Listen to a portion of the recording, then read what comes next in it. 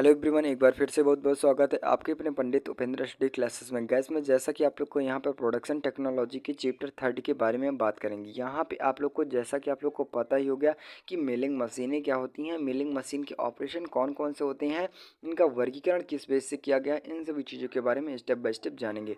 तो यहाँ पर वीडियो काफ़ी हेल्पफुल होने वाली वीडियो लास्ट तक देखना है, तभी आप लोग को समझ में आएगा। तो वीडियो से बढ़ने से पहले एक चीज़ और आप लोग को बता दूँ, अगर मेरे चैनल पर नए हो, चैनल को सब्सक्राइब नहीं किया है तो चैनल को सब्सक्राइब कर लीजिएगा। सब्सक्राइब करते वक्त एक बेल आइकन का ऑप्शन आता है, उस ऑप्शन को ऑन कर लीजिएगा। इससे क्या होता है कि अगर किसी भी प्रकार की वीडियो बनती है या फिर अपलोड होती है तो उसकी नोटिफिकेशन आप तक जरूर पहुंच चुके। तो चलिए हम चलते हैं यहाँ पे। जैसा कि आप स्क्रीन के माध्यम से देख पा रहे हैं, चैप्टर 3 मिलिंग मशीनें क्या होती है। अब यहाँ पे इसके बारे में बात करें, मिलिंग मशीनें में क्या होती है कि मिलिंग मशीन में क्या होता है, किसी भी कारखाने में जो अनावश्यक पदार्थ होते हैं उनको काटने के लिए भी मिलिंग मशीन का प्रयोग किया जाता है, या फिर विभिन्न प्रकार के खांचों बनाने के लिए भी प्रयोग किया जाता है। इन सभी चीज़ों के बारे में क्या करने का मतलब, कहने का मतलब है कौन कौन से ऑपरेशन किए जाते हैं, तो यहाँ पे मिलिंग मशीन के में किए जाते हैं। अब देखेंगे जैसा कि आप लोग को डिफिनीशन के माध्यम से मिलिंग क्रिया क्या होती है। मिलिंग क्रिया क्या होती है, तो यहाँ पे मैं एक एक बार स्टेप बाय स्टेप जानेंगे। तो वीडियो यहाँ पे जैसा कि आप लोग को फर्स्ट टॉपिक आता है कि मिलिंग मशीन पर धातु को चिप्स के रूप में घूमते हुए औजार या कटर द्वारा काटा जाता है। कटर या परिध पर अनेक दांते होते हैं और प्रत्येक दांतों एकल बिंदु या सिंगल पॉइंट कटर औजार का काम करता है। यानी कहने का मतलब है कि जो मिलिंग क्रिया होती है वो क्या करती है, जो कारखंड होता है कारखंड पे यानी कारखंड को फिक्स कर दिया जाता है और कारखंड के ऊपर मिलिंग कटर के माध्यम से उसे क्या होते हैं, अनावश्यक पदार्थों को काटने के लिए किया जाता है। और क्या होता है, वो चिप्स के माध्यम से अलग किया जाता है। और मिलिंग कटर में क्या होता है, अनेक बहुत से सारे दांते बने होते हैं, बल्कि क्या होता है वो सिंगल पॉइंट कटिंग या फिर मल्टी पॉइंट कटिंग के अंतर्गत आ जाती है। अब इसका हम बात करें तो यहाँ पे मिलिंग मशीन का प्रयोग कहाँ कहाँ किया जाता है। तो फर्स्ट टॉपिक आता है कि विभिन्न प्रकार की आंतरिक तथा बाहरी सतहों को मिलिंग संक्रियाएं करने के लिए। अब यहाँ पे कहने का मतलब है किसी भी कारखंड में जो आंतरिक क्रिया हो सकती है या फिर बाह्य क्रिया हो सकती है। ठीक, तो इन दोनों प्रोसेस को, यानी कहने का मतलब है कि इन दोनों प्रोसेस को किसके माध्यम से किया जाता है, तो मिलिंग मशीन के अंतर्गत किया जा सकता है। अब नेक्स्ट बात करें तो सीधे एवं घुमावदार खांचे बनाने के लिए इनका भी प्रयोग, सीधे और घुमावदार खांचे बनाने के लिए भी प्रयोग किया जा सकता है। नेक्स्ट बात करें आंतरिक तथा बाह्य चूड़ियाँ काटने के लिए मिलिंग मशीन का प्रयोग किया जाता है।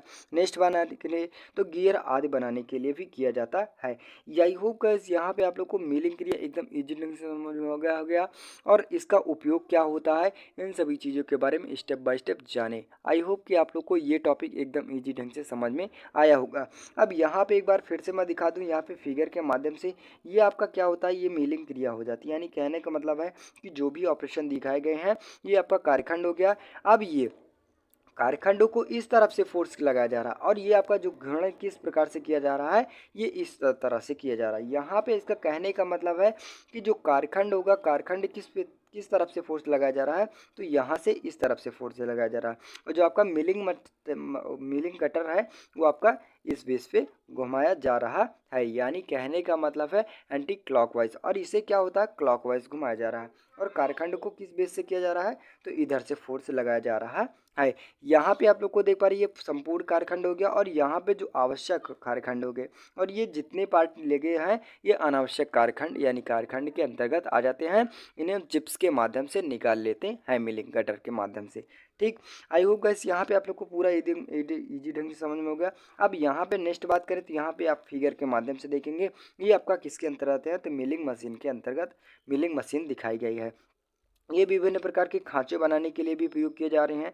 जैसा कि आप लोग को ये कारखंड इसे फिक्स कर दिया गया है, और फिक्स करने के बाद मिलिंग मशीन में जो भी आपका टूल लगाया गया है इनके माध्यम से विभिन्न प्रकार के खांचे बना सकते हैं। ठीक, आई होप बस यहाँ पे आप लोग को मिलिंग मशीन और मिलिंग मशीन का ऑपरेशन एकदम इजी ढंग से समझ में आया होगा। अब नेक्स्ट बात करें वहीं पे, तो मिलिंग मशीन के कार्यकारी सिद्धांत क्या होती है, यानी principle of working of A milling machine क्या होता है। अब यहाँ पे देखेंगे डिफिनीशन के माध्यम से, डिफिनीशन आपका क्या कहता है कि मिलिंग मशीन पर टेबल पर फिक्स की गई है। क्या होता है, मिलिंग मशीन को क्या कर दिया जाता है, टेबल पर फिक्स की जाती है।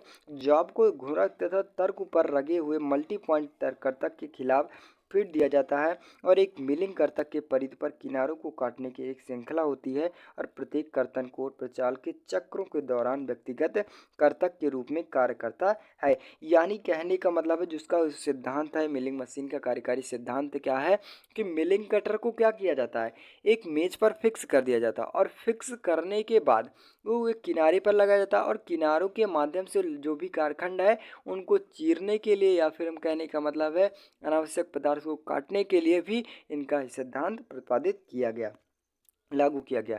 जैसा कि आप लोग को यहाँ पे ये ऑपरेशन दिखाया गया। ये क्या होता है, एक मेज पर फिक्स कर दी जाती है किनारों पर और उनके नीचे से आपका यानी कहने का मतलब है उनके नीचे से ही वो कारखंड को गुजारा जाता है। ठीक, अब आई होप कि यहाँ पे आप लोग को देखेंगे जैसा कि आप लोग को यहाँ पे क्या है कि अनावश्यक पदार्थों को काटने के लिए भी मिलिंग मशीन का प्रयोग किया जा रहा है। ये इतना पार्टेज यानी जितना भी पार्टेज यहाँ पे देख पा रहे हैं जैसे चिकना बनाया जा रहा है ना, यहाँ पे इतनी मोटी मतलब कहने का मतलब जो आपका टूल्स बनाए जा रहे हैं वो थोड़ा हल्का मोटा है, उनको अनावश्यक पदार्थों को काटने के लिए काटा जा रहा है यहाँ पे, जैसा कि आप लोग को फिगर के माध्यम से देख पा रहे हैं। ठीक, अब बात करें नेक्स्ट टॉपिक पे। नेक्स्ट टॉपिक आता है तो मिलिंग मशीन का वर्गीकरण यानी क्लासिफिकेशन ऑफ मिलिंग मशीन क्या होता है, इसका किस बेस पे किया गया है तो यहाँ पे देखेंगे स्टेप बाय स्टेप। तो फर्स्ट आता है आपका ड्राइव के अनुसार। ड्राइव के अनुसार कौन सा आता है तो शंख पुली बेस्ड ड्राइव हो गया और व्यक्तिगत मोटर के माध्यम से हो जाएगा। यहाँ पे पुली के माध्यम से उस कहने का मतलब है पुली के माध्यम से मिलिंग मशीन को चलाया जा सकता है और एक मोटर के माध्यम से भी चलाया जाता है। नेक्स्ट बात करें तो डिजाइन के अनुसार, अब डिजाइन उसमें कौन कौन से की जा सकती है तो फर्स्ट आता है तो जान या कालम कालम प्रकार की मिलिंग मशीन हो सकती हैं। फर्स्ट आता है तो क्षैतिज मिलिंग मशीन हो सकता है या फिर ऊर्ध्वाधर मिलिंग मशीन हो सकता है, सार्वत्रिक मिलिंग मशीन होता है और सर्वव्यापी मिलिंग मशीन हो जाता है। यहाँ पे आप लोग को केवल मैं डिफिनीशन के माध्यम से नहीं बता रहा हूँ, यहाँ पे आप लोग को वर्गीकरण किया गया है और वर्गीकरण थोड़ा थोड़ा बता दे रहा हूँ। आगे वाले टॉपिक में आप लोग को इसके बारे में थोड़ा थोड़ा डिटेल जानेंगे। अब नेक्स्ट आता है तो समतलित प्रकार की मिलिंग मशीनें कौन होती हैं। फर्स्ट आता है वहीं पे तो उत्पादन प्रकार की मिलिंग मशीन, यानी कहने का मतलब है जो आपका डिजाइन के बेस पे कौन हो गया तो कॉलम प्रकार की मिलिंग मशीनें और समतलित ऊपर की प्रकार की मिलिंग मशीनें हो जाती हैं। नेक्स्ट आता है तो उत्पादन प्रकार की मिलिंग मशीनें, वहाँ पे उत्पादन प्रकार की मिलिंग मशीनें कौन कौन सी आ जाती हैं तो एकधा मिलिंग मशीनें और दर्थ मिलिंग मशीनें और ट्रिपल्स मिलिंग मशीनें, यानी ये 3 प्रकार की आ जाती हैं। अब नेक्स्ट बात करें तो वहीं पे विशेष प्रकार की मिलिंग मशीनें कौन कौन सी आ जाती हैं। यहाँ पे फर्स्ट आता है तो घोड़ी टेबल वाला हो गया, ड्रम टाइप हो गया, प्रोफाइल मिलिंग मशीन हो गया, चक्रीय मिलिंग मशीन हो गया और पेंटाग्राफ मिलिंग मशीन हो गया और ऑफ सेट मिलिंग मशीन हो जाता है। यहाँ पे आप लोग को जैसा कि आप लोग को बताया गया कि जो आपकी मिलिंग मशीनें हो गई वो 2 प्रकार के बांटी गई हैं। वो कौन कौन से, एक ड्राइव के अनुसार हो जाता है और एक डिजाइन के अनुसार हो जाता है। अब वहाँ पे उनके अंतर्गत यानी ड्राइव के अनुसार कितने किए गए हैं तो आपको 2 किए गए हैं और वहीं पे डिजाइन के बेस पे कितना किया गया है तो 4 प्रकार के किया गया। अब वहाँ पे चारों के थोड़े थोड़े डिफिनीशन यानी कहने का मतलब है उनके भी अंतर्गत 2 2 3 3 मिलिंग मशीनें होती हैं।